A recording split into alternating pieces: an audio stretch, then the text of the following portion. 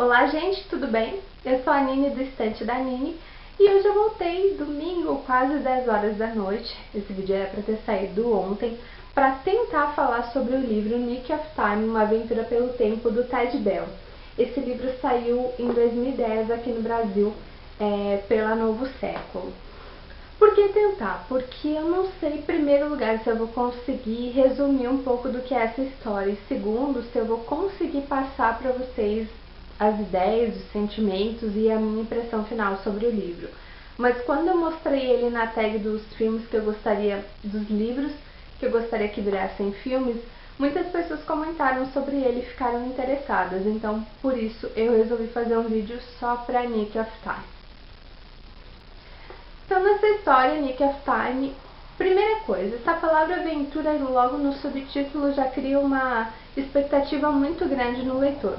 Porque esse livro é voltado para um público infanto-juvenil, então se esse público leu coisas mais populares e recentes como Percy Jackson, não tão recentes, né, mas eu quero dizer uma série que continua aí muito presente, ou algum outro livro do Rick Riordan ou Harry Potter, vai imaginar que esse livro, meu Deus, tem muita aventura, e não é bem assim que acontece. Então o Nick é um garoto de 12 anos que mora numa ilha inglesa super pacata. Ele acha que ele não vai ter muitas aventuras e muitas emoções na vida dele. Ele tem uma mãe bem interessante. Essa história se passa em 1939, no contexto do livro antes da Segunda Guerra começar. E ele tem uma mãe muito despojada, pro que eu imaginei da época, então é uma personagem muito interessante. Ele tem uma irmã mais nova, a Kate, que rouba a cena em diversos momentos do livro, e fica evidente que esse autor sofreu influência. Ele comenta isso em alguma parte do livro, nas orelhas, enfim, das histórias antigas, onde os protagonistas crianças eram muito fortes e tinham uma visão de mundo muito completa, que é um pouco diferente das histórias mais recentes.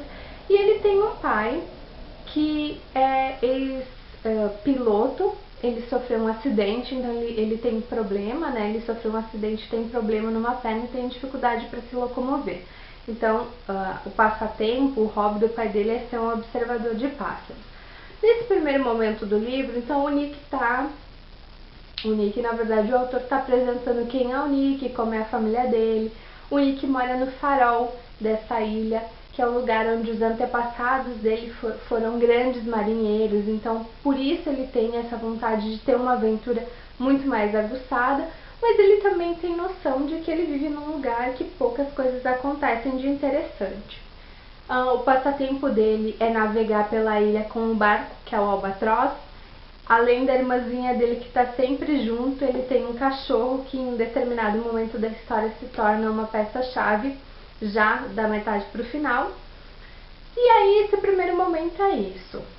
Até que o Nick descobre que o pai dele não é um observador de pássaros no sentido literal da expressão. O pai dele é um observador, mas é da movimentação ao redor da ilha. E essa movimentação é dos submarinos nazistas. E aí a gente tem o comecinho daquilo que vai se tornar a aventura. Na verdade, o pai do Nick é um espião do Churchill.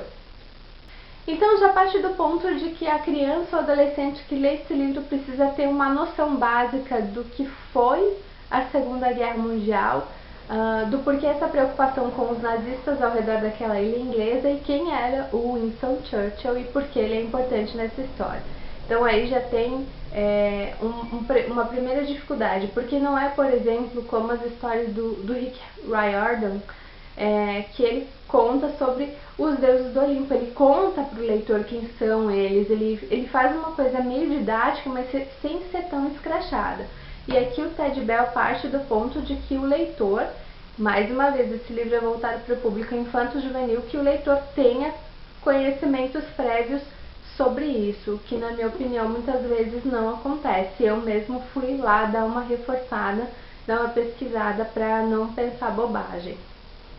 E aí a partir desse momento o Nick começa a desbravar novos horizontes nessa ilha, ele começa a explorar partes da ilha que normalmente ele não frequentava, ele se alia ao pai dele mais ou menos nessa história de espião. E aí esse vai ser o pontapé inicial da leitura. O Nick também tem um tio que é como se fosse um diplomata em Londres e ele tem uma contradição em casa. O pai dele tem noção que a guerra está na porta do país, enquanto a mãe dele acredita que não existe guerra nenhuma. Porque muito provavelmente esse tio do Nick não conta de verdade para a irmã toda a tensão política que está acontecendo naquele momento. E aí surgem outros dois personagens nessa história, que são personagens meio místicos na ilha, porque são reclusos, na verdade e depois o Nick vai descobrir esse outro personagem, que vão ser chaves também para o desenrolar final dessa história. Até que surge um pirata na história, gente. Quando você vê o pirata na história, a primeira coisa que você vai pensar é naquela figura clássica do pirata malvado, porque ele é o vilão. Não importa se você tenha visto só coisas da Disney, é aquele pirata mesmo que você vai imaginar. E aí os horizontes se ampliam. Eu não falei ainda, mas o Nick tem um amigo que é um homem, como se fosse um veterano de guerra, e é uma relação muito legal que o autor coloca no livro, porque eles realmente são amigos. E esse homem não se passa por pai de Nick, pelo pai do Nick, pelo padrinho, por uma pessoa mais velha. Ele realmente tem uma amizade com o Nick e com a Kate. E quando o pai do Nick é descoberto espião de Churchill, então ele tem que ir para Londres resolver a situação, porque eles vão ser despejados do farol. E é o Gunnar, esse amigo deles, que é responsável pelo Nick. Mas veja bem, a relação deles continua sendo uma relação de amizade, é apenas porque o Gunnar é um adulto e o Nick e a Kate precisam ficar sob a tutela de algum adulto. E aí um pouquinho mais pra frente a gente vai descobrir que vai existir uma viagem no tempo.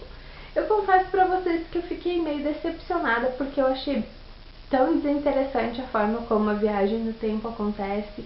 Eu achei que ia ter uma relação direta com o mar, com uma parte da ilha que fosse um portal para um tempo passado, que tivesse alguma coisa realmente relacionada com o mar, e não é isso que acontece. Não dá pra contar muito mais do livro, porque daí a partir daí os novos personagens, a própria viagem no tempo e o que esse pirata vai significar já vão ser pontos-chave do livro, mas até então todo esse desenrolar é muito lento. Cada capítulo o Nick está num lugar diferente e faltou aquele ritmo mais acelerado para realmente dar a impressão de aventura para o livro. E a aventura mesmo acontece em poucos capítulos, só no final. Eu quero mostrar para vocês aqui como é o esquema do livro, tá? Então, vou mostrar que o primeiro capítulo é a Boca da Pedra Sepulcral. Então, 3 de junho de 1989, fora da ilha Greybird. Não é bird de pássaro, tá? Não sei como se pronuncia esse bird ali.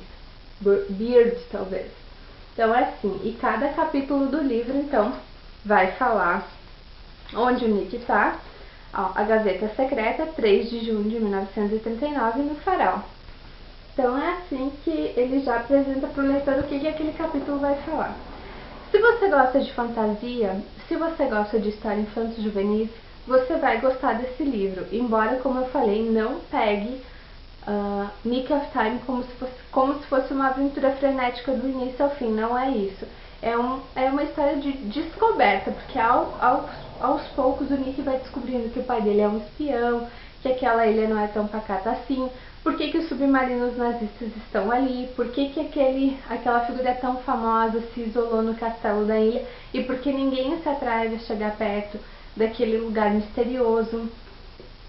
E aí até chegar a viagem do tempo, que particularmente eu não achei tão interessante, mas pode ser que algumas pessoas gostem desse objeto que vai ser o elemento para viajar no tempo.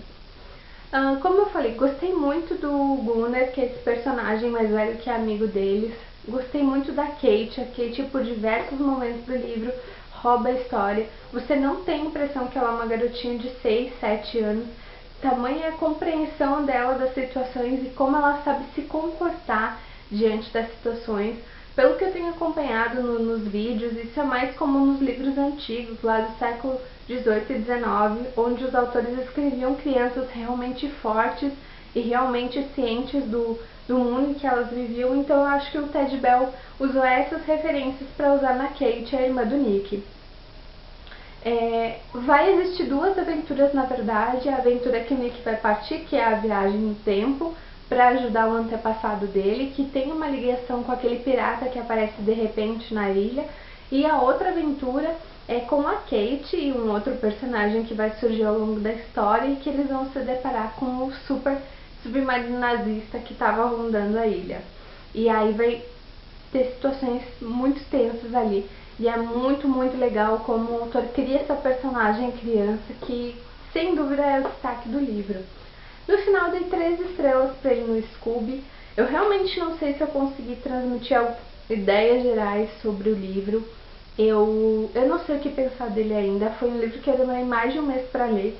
E eu só terminei porque quando faltavam umas 150 páginas, 130, eu parei e pensei, agora eu só vou largar esse livro quando eu terminar de ler a última linha. E foi só assim que eu consegui terminar. Se eu fosse naquela ideia de ler um capítulo hoje, um capítulo amanhã, não ia ter terminado nunca, porque realmente estava demorando para acontecer a aventura que eu esperei desde o início. Então, se você tiver interesse de ler esse livro, esteja ciente de que essa aventura ela acontece só no finalzinho. A edição do Novo Século está muito bonita, é uma capa muito chamativa, a lombada também. Encontrei alguns erros de revisão no livro, mais do que o normal, mais do que normalmente os livros têm, afinal de contas, em tese, quem revisa são pessoas e as pessoas estão sujeitas a cometer erros, mas esse livro tem um pouquinho mais de erros de revisão que o comum, do que o habitual, mas nada também que comprometa a leitura. Eu comprei esse livro numa feira no ano passado, eu paguei R$15, mas eu acho que o preço dele deve estar em torno de R$29,90. Eu nunca vi ele em promoção de R$9,90 não. Então, se eu achar o link do Submarino, eu vou deixar aí para vocês comprarem, quem tiver interesse. Quem gostou do livro, quem gostou das ideias principais, procure, talvez se envolva mais do que eu. Eu estava com bastante expectativa em torno da aventura e a aventura não estava acontecendo, e por isso eu andei devagar na leitura. E eu acho que é isso. Eu realmente não sei se ficou um bom vídeo, mas vocês me deixem aqui nos comentários o que vocês acharam. E eu volto terça-feira, provavelmente para uma tag, ainda não sei qual. Recebi algumas interessantes, vamos ver o que vai dar para fazer. Um beijo e até mais!